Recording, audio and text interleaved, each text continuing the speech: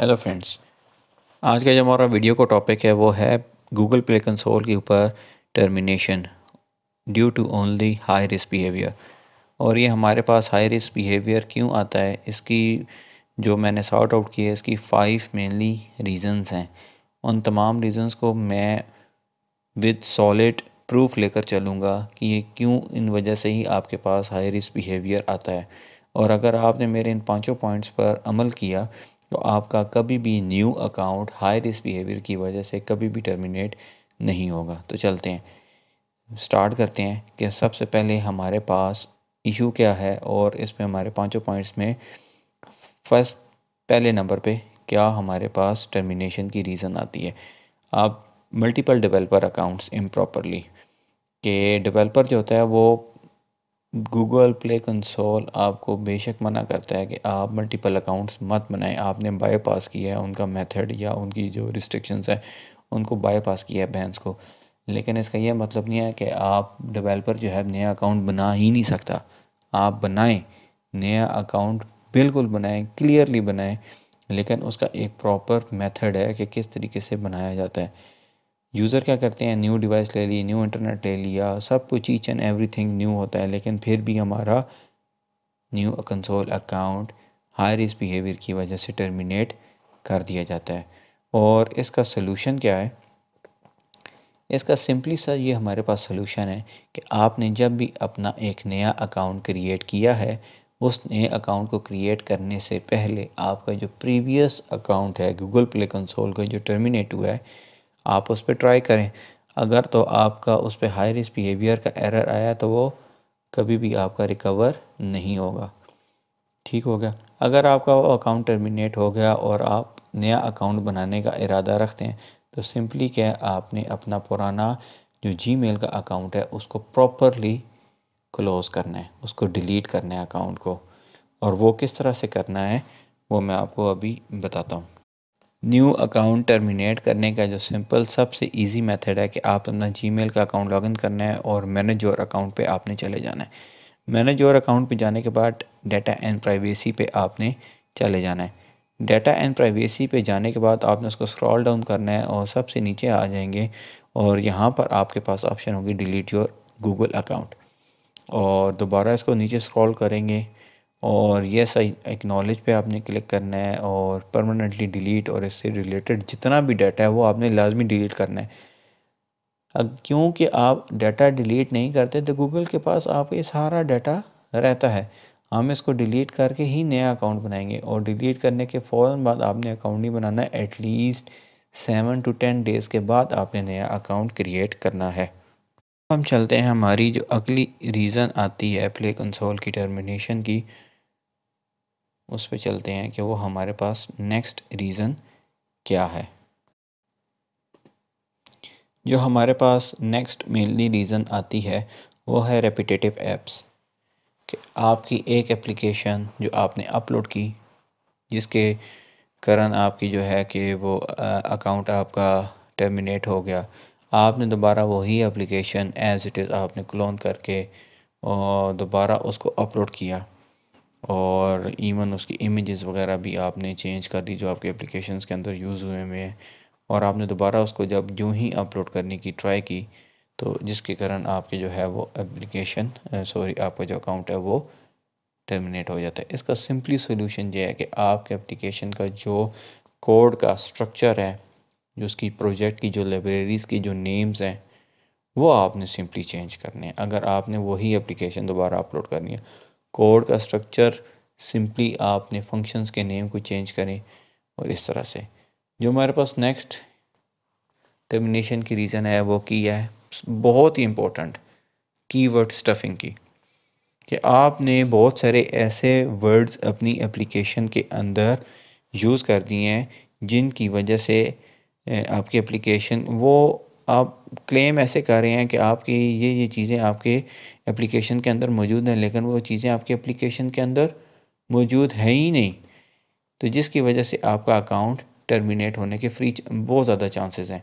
जैसा कि आप कह देते हैं कि फ्री गेम्स, ठीक है आप गेम फ्री में प्रोवाइड कर रहे हैं लेकिन उसकी लिखने की क्या ज़रूरत है जब आपकी टोटी गेम है ही फ्री।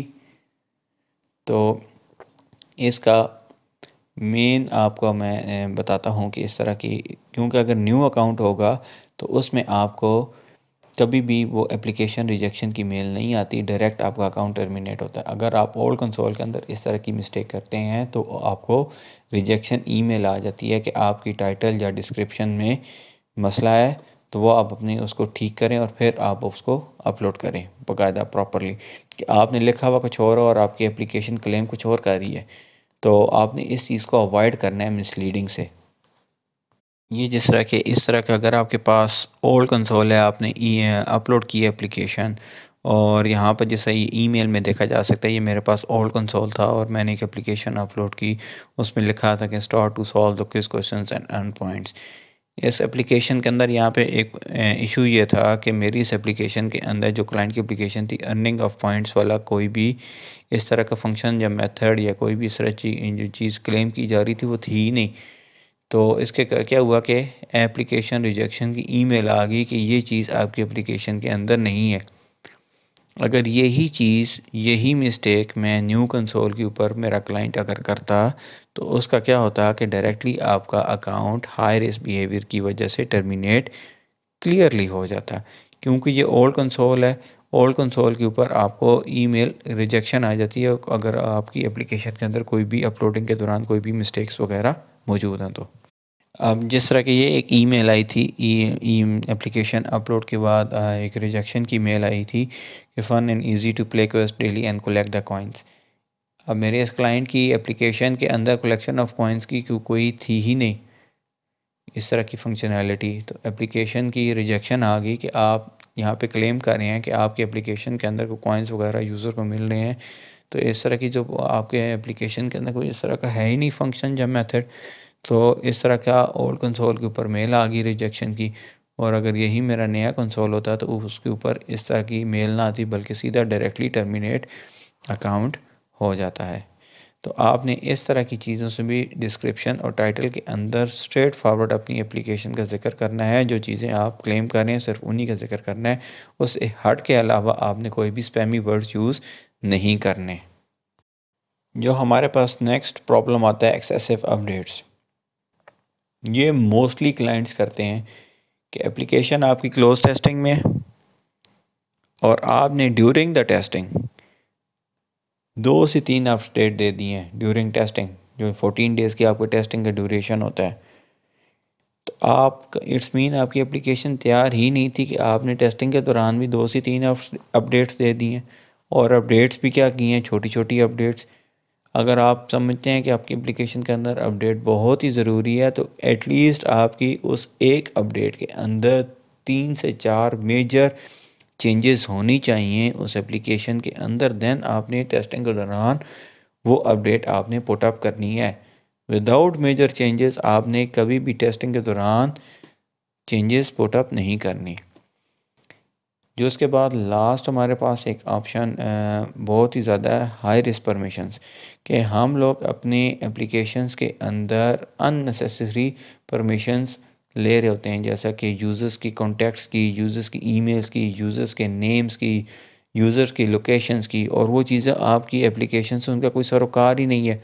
इसका सिंपली सोल्यूशन है कि अगर आपकी कोई स्पेशल आप रिक्वेस्ट परमिशन कर रहे हैं और उनके अगर आपके कोर फंक्शनैलिटी उसके अंदर यूज़ हो रही है तो आप परमिशन करें और उसके accordingly proper data safety forms fill up करें। अगर उनका यूज़ नहीं है स्पेशल परमिशंस का तो उनको बिल्कुल भी यूज़ ना करें, बल्कि उनको अपने एप्लीकेशन के कोड्स के अंदर से रिमूव कर दें।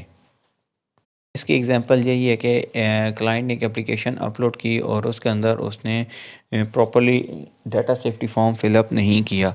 उसकी एप्लीकेशन के अंदर जो है कि वो यूज़र से उसके नेम्स वगैरह हम सेव कर रहे थे, तो हमने प्रॉपर उसके अंदर ये लिस्ट डाउन करना होता है कि हम लोग यूज़र से ये डाटा क्यों ले रहे हैं, उसको हम किस जगह पे सेव कर रहे हैं, कितने अरसे के बाद इसको डिलीट करेंगे, और यूज़र अगर इसको डाटा को अपने डिलीट करना चाहे तो क्या वो उसको इजीली डिलीट कर सकता है कि नहीं कर सकता। ये तमाम चीज़ें अपलोड के दौरान प्ले कंसोल के अंदर फॉर्म्स के अंदर पूछी जाती हैं, डाटा सेफ्टी फॉर्म्स के अंदर। तो हमने अगर आपकी इस तरह की कोर फंक्शनैलिटीज़ आपके अगर एप्लीकेशन के अंदर यूज़ हो रही हैं तो हमने उनका बाकायदा ज़िक्र करना होता है कि अगर आपकी एप्लीकेशन यूज़र की मोबाइल की ID, MAC address, advertising ID है, कोई भी ऐसी चीज़ उस पर आप असेस कर रहे हैं, थर्ड पार्टी एसडीकेज़ अगर हम यूज़ करते हैं तो थर्ड पार्टी एसडीकेज़ के अंदर ये तमाम चीज़ें इंप्लीमेंट हुई भी होती हैं। तो ज़ाहिर बात है उनको भी तभी फ़ायदा होता है। तो वो कोई ना कोई डाटा यूज़र का चोरी कर रहे होते हैं अनइंटेंशनली, बल्कि इवन इंटेंशनली वो यूज़र का डाटा लेना चाह रहे होते हैं। तो अगर वो यूज़र का डाटा, अगर आप थर्ड पार्टी एसडीके यूज़ कर रहे हैं तो फिर आपने उस एसडीके के अकॉर्डिंगली डाटा सेफ्टी फॉर्म्स को प्रॉपर फिल आउट करना होगा। तो अगर आप मेरे इन पाँचों पॉइंट्स को फॉलो अप करके न्यू अकाउंट क्रिएट करेंगे तो गारंटीड के साथ आपका न्यू अकाउंट कभी भी टर्मिनेट हाई रिस्क बिहेवियर की वजह से नहीं होगा। तो उम्मीद है आपको ये वीडियो पसंद आई होगी। तो मिलते हैं एक नेक्स्ट वीडियो के साथ। Take care.